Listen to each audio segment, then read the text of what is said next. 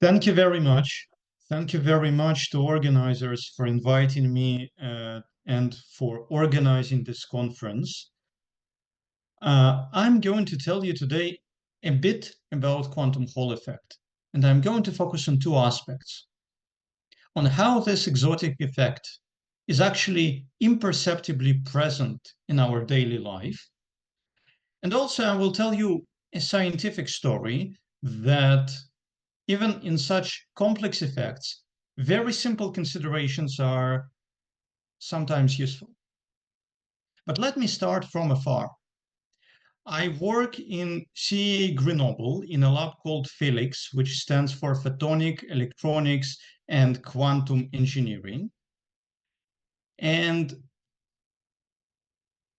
to give you a sense of scale, you are currently here in Lviv, and Grenoble is there.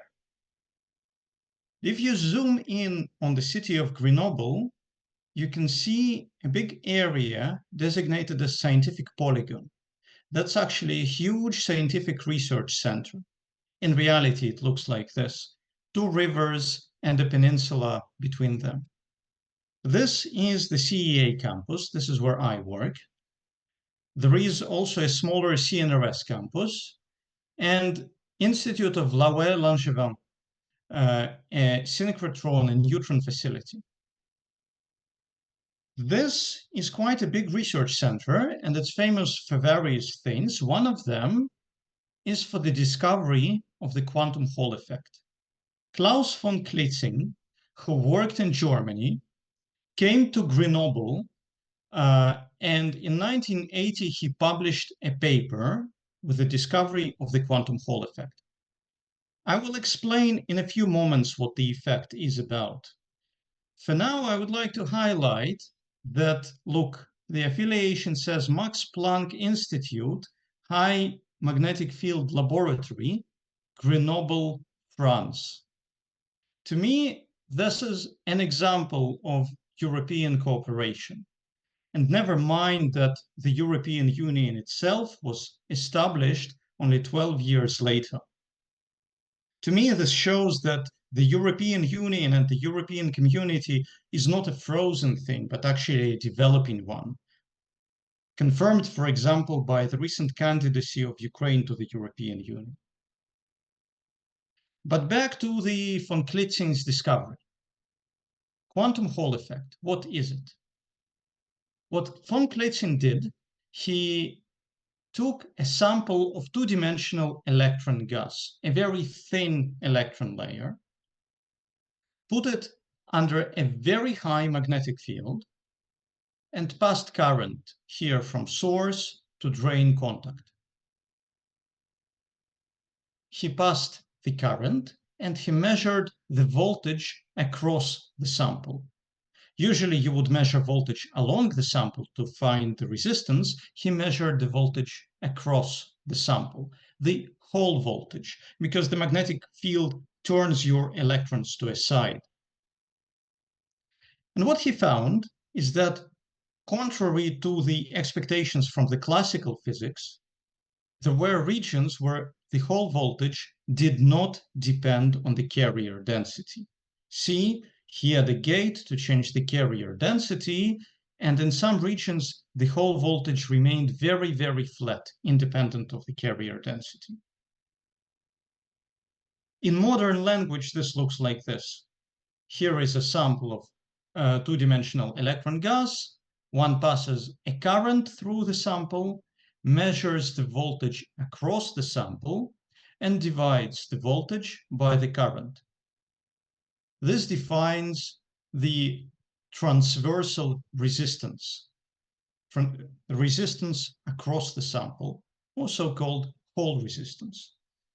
And the flat regions found by von Klitzing, they correspond, when one plots the Hall resistance as a function of the magnetic field. Classically, it should be linear, and in the regions found by von Klitzing, the resistance is constant to an astonishing accuracy. And the value of this resistance is given by the fundamental constants, the square of the electron charge and the Planck constant times a number called the filling factor. This number can be 1, 2, 3, 4. In the simplest cases, it's integer. That is the essence of the quantum Hall effect, that if you take the correct system and put it under correct conditions, then the resistance is quantized and can be expressed in terms of the fundamental constants of nature. But if you're not a scientist, why would you care? Why would one care about resistance quantization? In fact, I'll tell you, it's present in our day-to-day life for over 30 years by now, although not in a very direct way. How is it present? I'm sure you know this device. This is a multimeter. It can measure your voltage, it can measure current, it can measure resistance. And you probably want that the resistance measured by a multimeter at the factory producing electronics is the same as the resistance measured by a multimeter at the factory producing drones, and is the same as the resistance measured by a multimeter used by the workers setting up the wiring in your flat.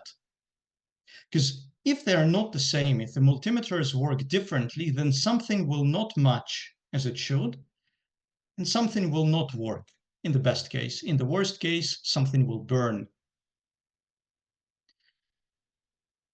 And for the purpose that we use the same units of measurements, there is an international system of units, SI, Système International d'Unité.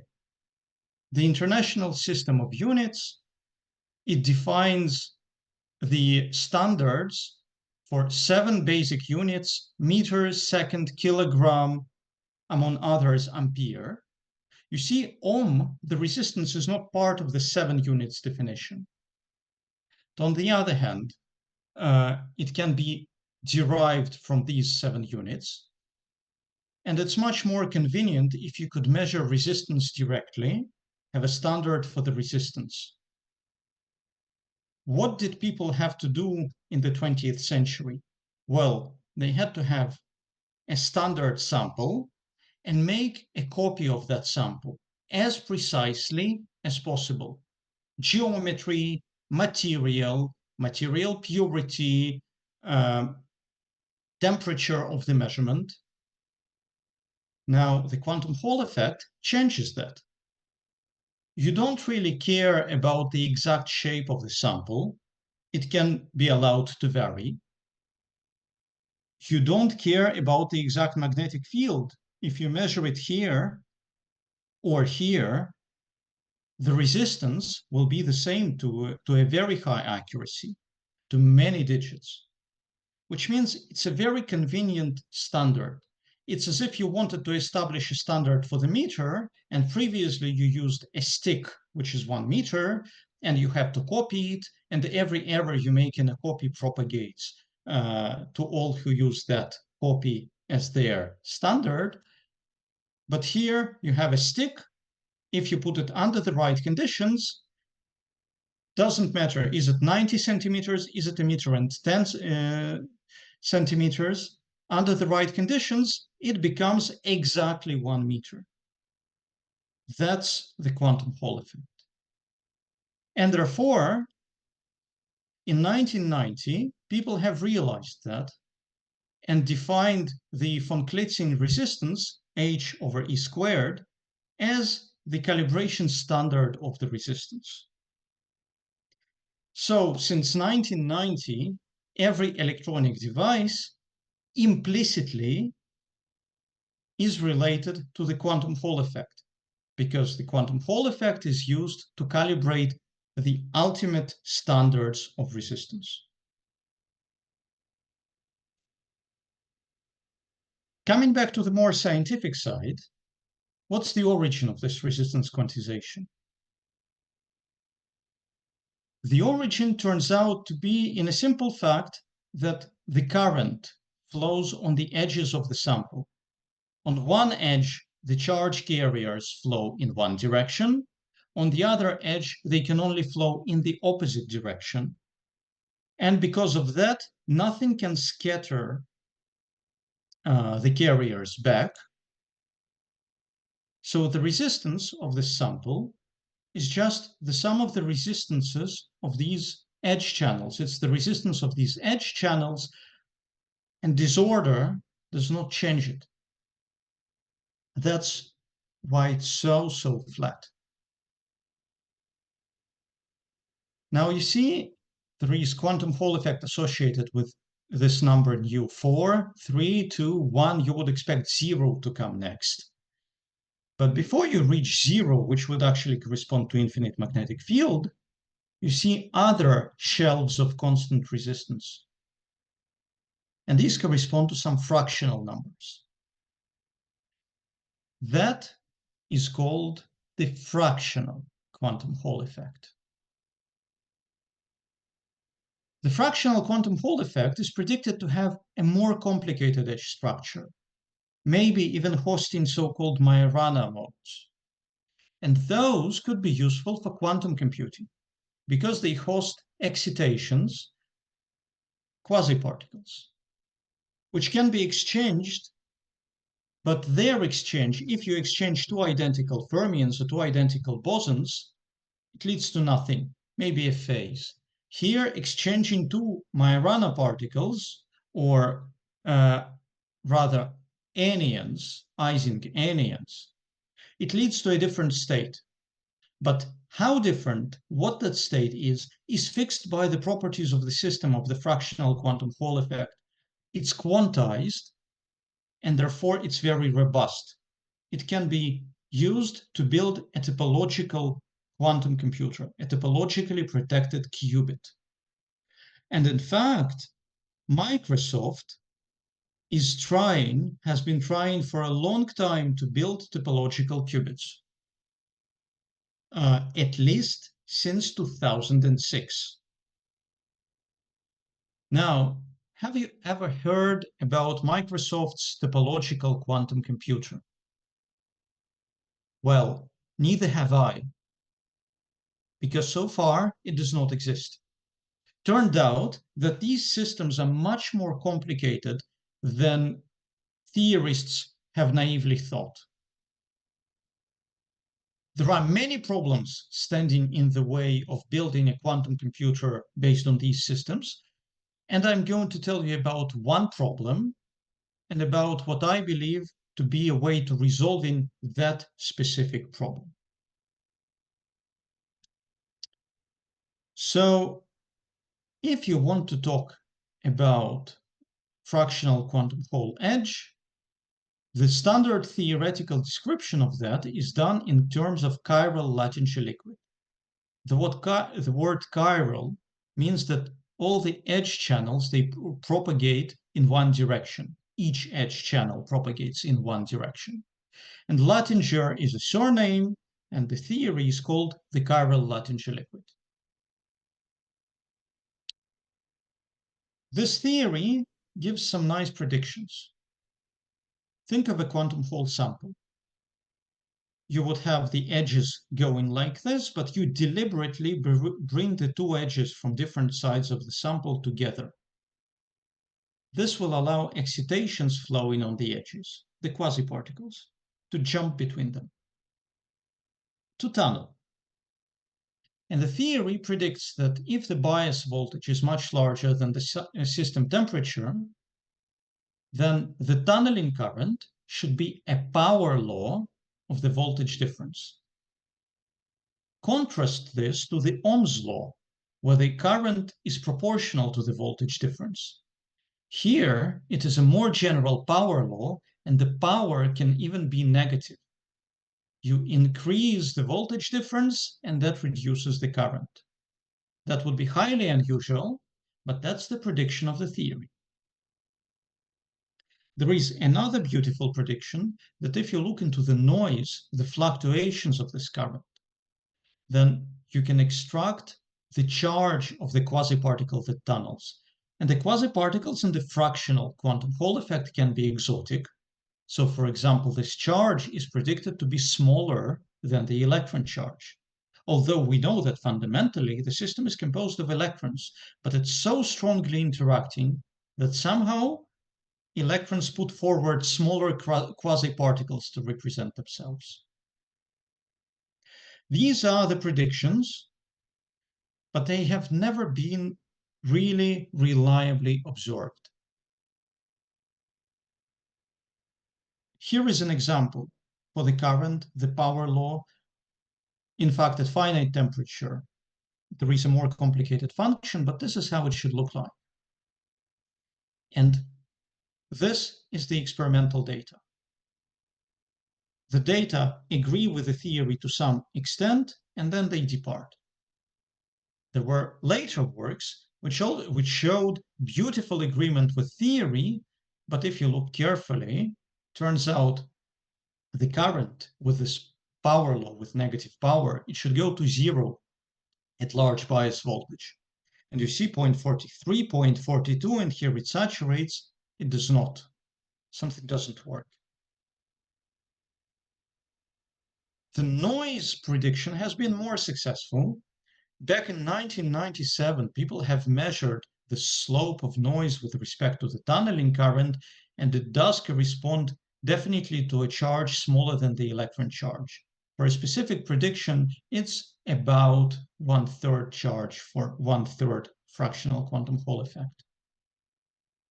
But then people continued doing these experiments, and it turned out that sometimes this charge can evolve with temperature and sometimes with bias voltage, which is strange for a property of a well-defined quasi-particle.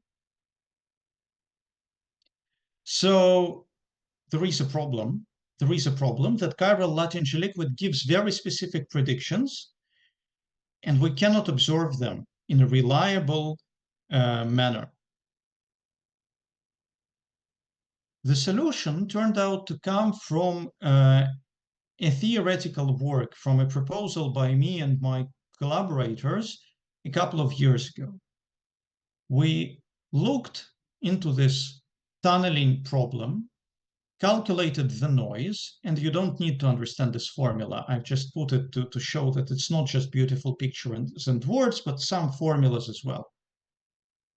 So we calculated the noise, the current for this problem, the way people usually plot them in the experiments is noise versus the tunneling current, or noise versus the applied bias voltage. And in that case, the curves measured at different temperatures would be completely unrelated. The only relation between them is the slope, which should be the same and tell about the quasi-particle charge. But what we have realized is that if you take the ratio of the noise to the tunneling current, it must be a dimensionless function. And the problem has no intrinsic energy scale. It has only external energy scales, the temperature of the sample and the bias voltage between the two edges.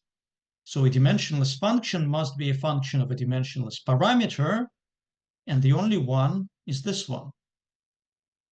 Which means that if you take those curves from different temperatures and plot them correctly, the ratio of the noise and current on one axis and the voltage and temperature, or temperature and voltage on the other axis, the curves should collapse on top of each other.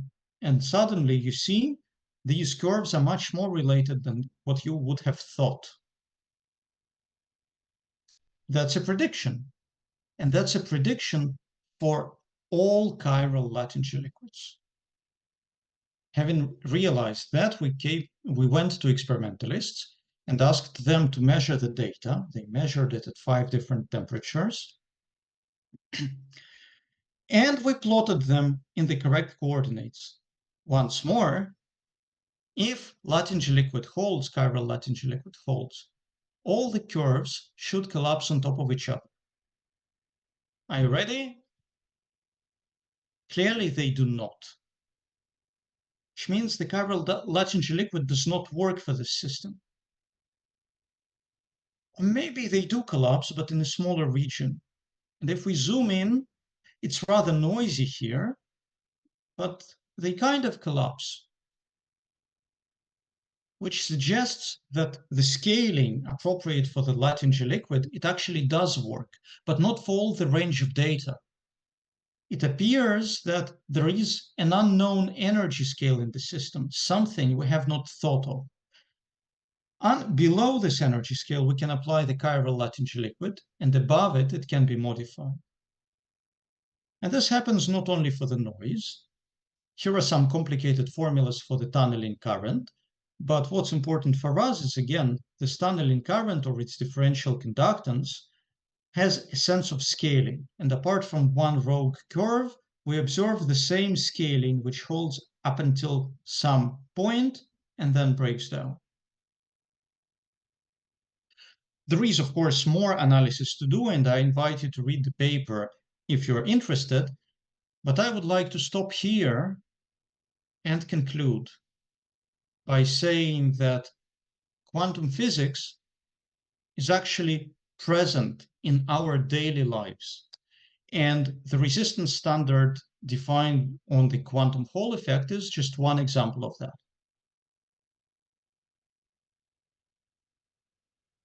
And the other message I wanted to convey is that sometimes a very simple consideration like the scaling can clarify a lot, even in a rather complex system.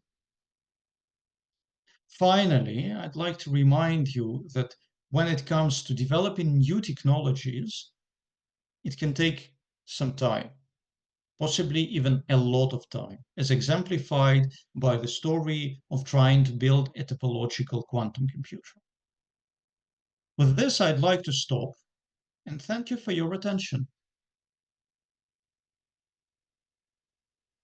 Well, thank you. So question, maybe online question. So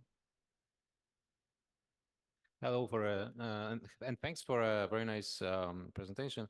Now my question is, you said that you think that this new observation that the scaling only works in specific regions can be used to, well, maybe improve the technology. So do you think, well, the engineers are already working on that, or you need to still convince them? I still need to convince the community.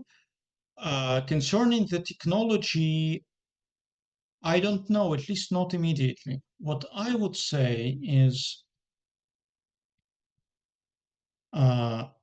look, in the previous years, what people did is they tried to analyze the whole range of data and adjust for the things they did not expect. For example, here they added to the Latinger liquid prediction, they added a constant to accommodate for the saturation. They got rather weird numbers extracted out of that.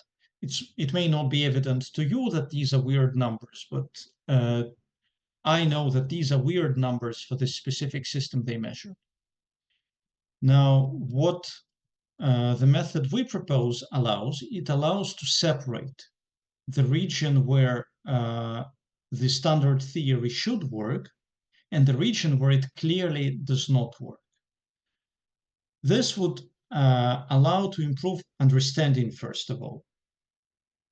In the region where the standard theory does work, so does it actually work? One could now inquire deeper and verify. And in the region where it does not work, then one can think, why does it break down? How does one accommodate these X-ray effects and construct a better theory? And then after the better theory is constructed, after we understand what happens in the samples that are actually present now, one can think of designing better samples which minimize the influence of the unwanted effects. So in short, it can lead to improvement of the technology, but not immediately. It requires another step or two before we get there. Thanks. thank you. So question,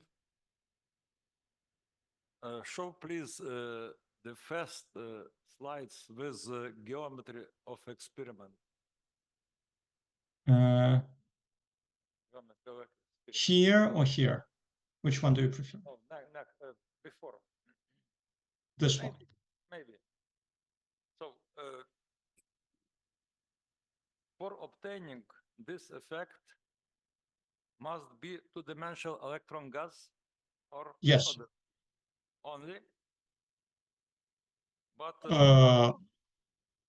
I'm not sure there is no way of doing it in other ways, but the standard way is to have a thin layer of electrons.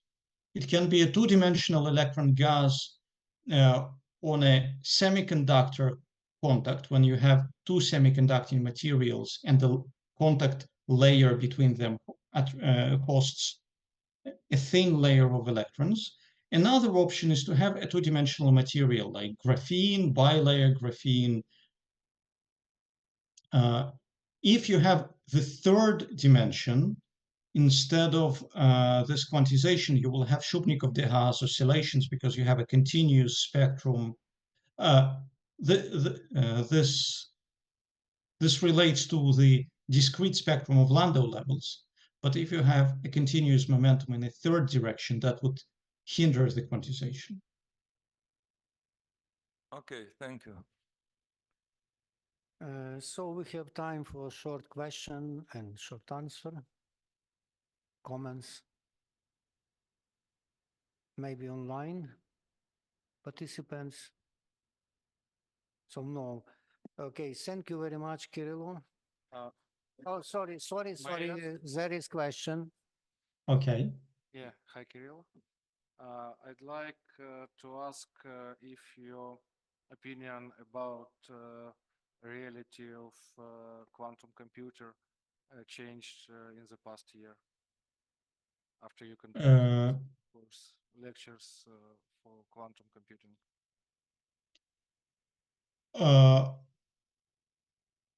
Are you referring to my course Yes. that Are I we finished closer about a now? year ago?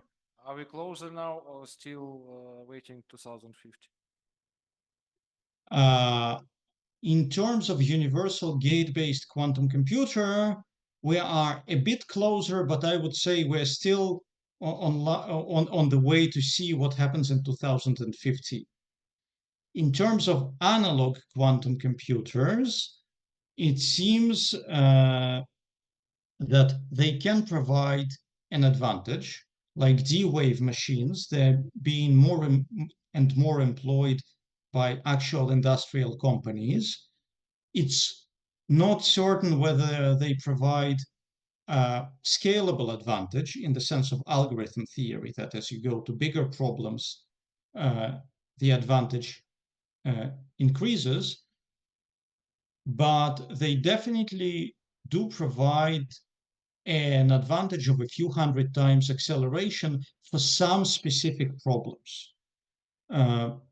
So by and large, I would say the status is approximately the same as in my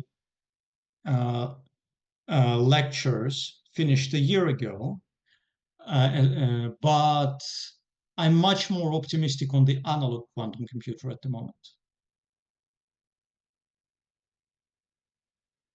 Thank you, Kyrylo. Thank you again. So we have no time. Sorry. Thank you very much for organizing this event, and thanks for inviting. Thank you.